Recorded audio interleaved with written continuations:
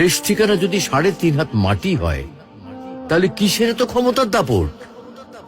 ভোর 5টায় মৃত্যু, সকাল 6টায় জানিয়ে দেওয়া হবে মাইকে, 8টায় শেষ গোসল করানো হবে, 9টায় তোমাকে নতুন কাপড়ে সাজানো হবে, জোহরের নামাজের পরে তোমার আলিশান বাড়ি থেকে বের করে নিয়ে যাওয়া হবে, 2টায় তোমার জানাজার নামাজ পড়ানো হবে, 2:30টায় তোমাকে কবরে নামিয়ে ফেলা হবে।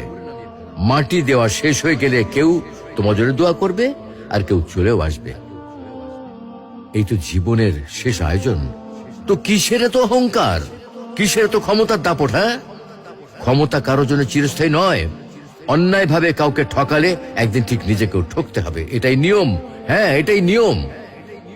ভোরের সূর্যোদয়ের আলোতে যে পৃথিবী আলোকিত হয়, সন্ধ্যার সূর্যাস্তে তা আবার হারিয়ে যেত দেখি।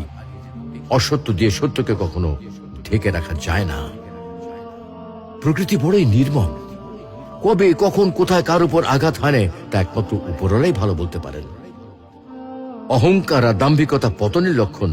তাই অহংকারী না হয়ে সহনশীল হন। ক্ষণস্থায়ী এই দুনিয়ায় কেউ চিরস্থায়ী নয়। এজন্য ভুলে যেতে হবে সব রোগীর স্বপ্ন, ফিরে আসতে হবে রবের দিকে, কারণ শেষ ঠিকানা তো সেই 3.5 হাত মাটি।